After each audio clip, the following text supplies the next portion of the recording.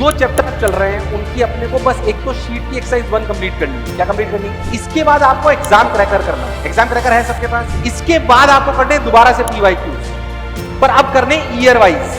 इतना करते जाओगे तो आपके जेई मेन में नंबर लाने से कोई रोकने वाला, यहाँ पे डाउट काउंटर पे खड़े होकर 2-2 घंटे खराब करने की जरूरत, यानी कि हर चैप्टर के फॉर्मूले और फॉर्मूलों की बेसिक एप्लीकेशन मुझे आनी। जेई मेन में 75 में से आपको 45 सवाल ऐसे मिलेंगे भाई साहब, इनमें आपकी एक्यूरेसी 80% के ऊपर होनी। मुझे लगता है क्योंकि मैं एक मध्यम वर्गीय परिवार से आता हूं और एक एवरेज बच्चा हूं, तो मेरा ध्येय यही है कि average middle class student deserves a success, yes और नो। पर उसकी शर्त यह कि वो मेहनती होना। मैं वो था। तो मैं आपको सही बताऊं तो आप में मैं खुद ही को देखता हूं, क्योंकि मैं बिल्कुल वैसा ही था।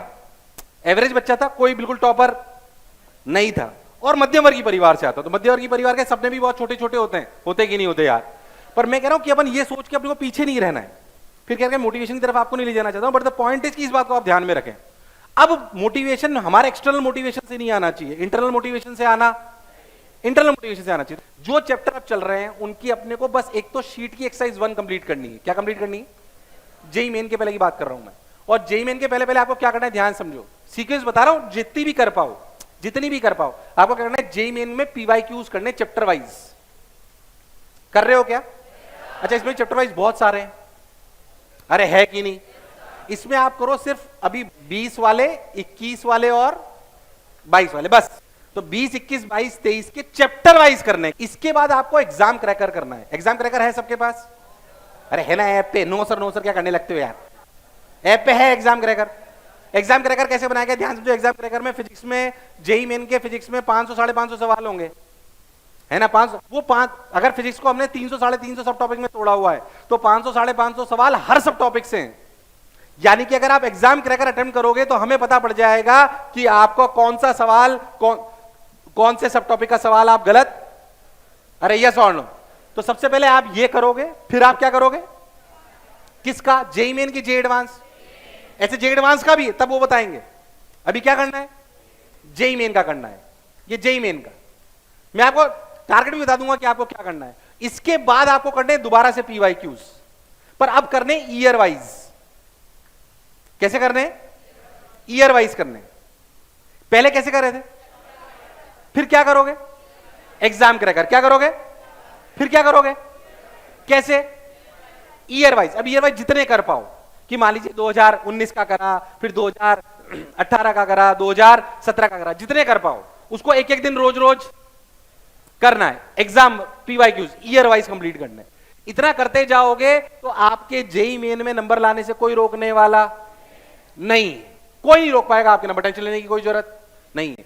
तो ये करोगे, फिर ये करोगे, और फिर क्या मेरी बात क्लियर है यार? आवाज नहीं आ रही है? यस और नो? अब सुन ध्यान से। एक तो ये बात हो गई कि भाई अपने को डरने की जरूरत नहीं है। इसके अलावा अगर तुम्हारे पास टाइम बच जाए, ईगो अब पालनी, कोई सवाल नहीं आया, उसको कितने मिनट मैक्सिमम देना है? 5 से 10 मिनट। 5 से 10 मिनट से ज्यादा किसी सवाल को देना। उसके बाद ईगो नहीं पालनी है। मैं आपको एक छोटी सी बात बताता हूं। अगर 11th का बच्चा होता तो मैं अलग बात बोलता, 13 में बिल्कुल अलग बात बोलता हूं। फिर से दोबारा रिपीट कर रहा हूं।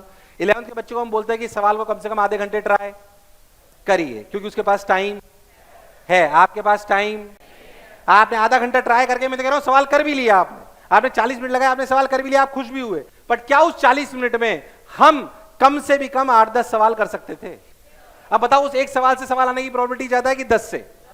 तो 10 करिए। अरे यस और नो? किसी सवाल से कोई ईगो ज्यादा। ये गलती मैंने करी थी, क्योंकि मेरे पास वाला करता था। मेरे पास वाला 40 मिनट लगा था साला। हमें एक सर ने बोल दिया था कि भाई जो है सवाल जब तक नहीं हो साला जूझते रहो उसमें। नहीं, ये सुनने में अच्छा भी लगता है ना, टीचर के बोलने में भी अच्छा लगता है कि साला सर बोल रहे कर्मठता से लड़ना चाहिए।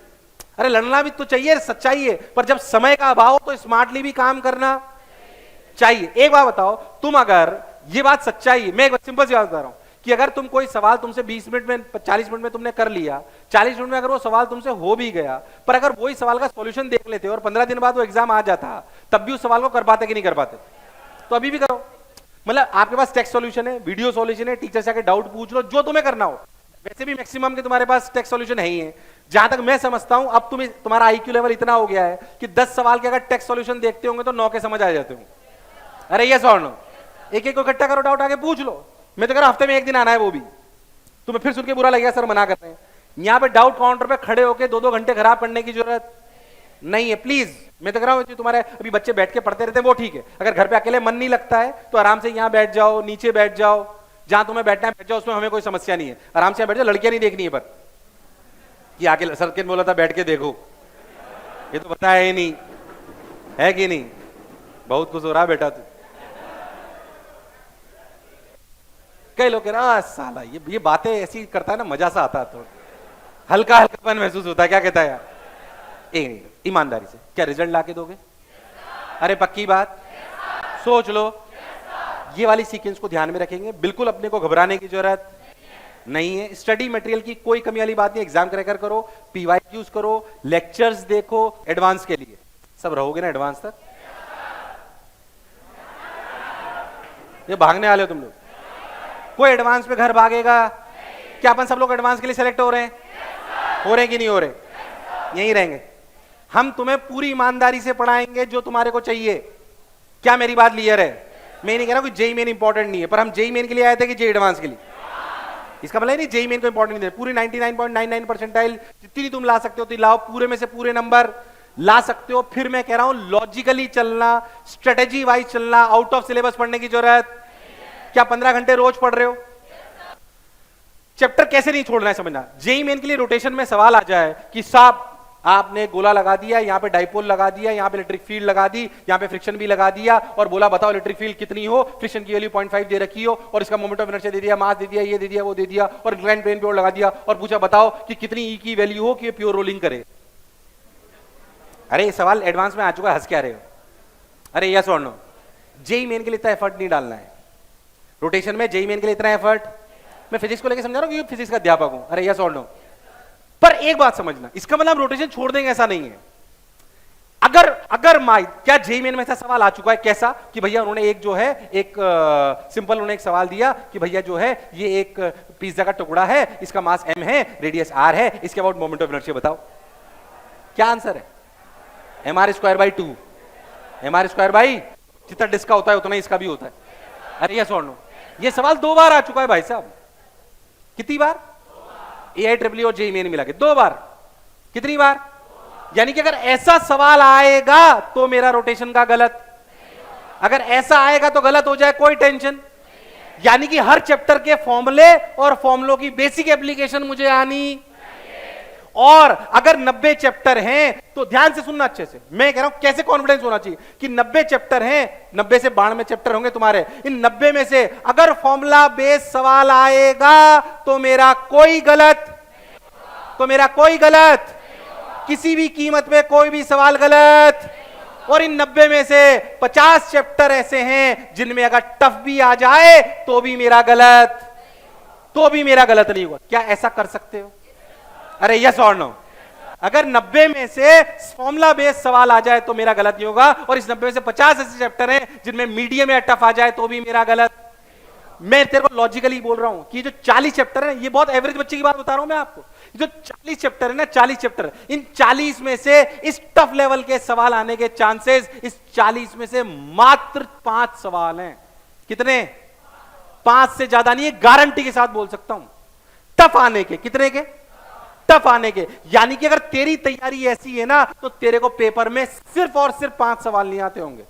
कितने? 5। तेरे सवाल कितने आते हैं टोटल बता? 75। कितने आते हैं? अरे यस और नो? 75 में से 5 हटा दे, 70 × 4 कर, 280 नंबर आएंगे तेरे। 280 नंबर आएंगे तेरे। अच्छा एक मिनट, क्या मैं एक मिनट, फिर तुम हंसते हो, क्या मैंने एक भी बात इलॉजिकल बोली? अब मैं सब हंसने लगे 280 में मानता हूं। अब सुनना, जिस बच्चे की एफिशिएंसी और एक्यूरेसी, अगर फॉर्मूला बेस्ड सवाल, मुझे बताओ ऐसे सवाल आए जेई मेन में 75 में से आपको 45 सवाल ऐसे मिलेंगे भाई साहब, गारंटी है मेरी। इन 45 सवाल कह रहा हूं मैं आपको ऐसे मिलेंगे जो मैं आपको जिस लेवल के सवाल मैं आपको बता रहा हूं। कई लोग कह रहे हैं मैं तो देखा ही नहीं। इस लेवल के सवाल मिलेंगे आपको 45। अब ध्यान समझना, असलियत में ये जो फॉर्मूला बेस्ड सवाल हैं, ये जो फॉर्मूला बेस्ड सवाल 90 चैप्टरों में से हैं, इनमें आपकी एक्यूरेसी 80% के ऊपर होनी, मुझे बताओ 80% के ऊपर होनी चाहिए कि नहीं होनी चाहिए? अरे होनी चाहिए नहीं होनी चाहिए? 280 इंटू 80 कर, इंटू 0.8 कितना हो गया? लगभग 3 240 के आसपास। अरे यार 240 से थोड़ा और कम। क्या 234 235 पे हमें एनआईटी पक्का मिलेगी? आवाज नहीं आई, यस और no? Target achieved, target achieved. 80% efficiency कितनी of formula based question will lead you to NIT, that is for sure, that is for. और फिर कह रहा हूं कोई लॉजिकल बात नहीं कर रहा हूं। इसके बाद कौन कौन से चैप्टर्स हमारे अच्छे हैं, एडवांस की तैयारी हम बिल्कुल अलग तरीके से करेंगे। आईटी में जाना 50% 50-55% पे आईटी मिल जाती है यार, कौन सी खास बात है इसमें? कोई रॉकेट साइंस। क्या मैं बात लॉजिकली बोल रहा हूं यार? आवाज नहीं आ रही, यस और नो? और मैं फिर कह रहा हूं आपको, ऐसे नहीं कि सिर्फ एनवी सर बोल रहे हैं इसलिए। दूसरी बात, मैं हमेशा एक ही बात बोलता हूं, मेरे पास कोई कारण नहीं कि मैं आपका बुरा चाहूं, मेरे पास कोई कारण नहीं है। आपको हो सकता है मैं आपसे मिल कम पाया हूं, वो एक अलग बात है। बाकी काम दिन रात आप ही के लिए कर रहा हूं, और कोई मेरे पास कोई दूसरा काम नहीं है।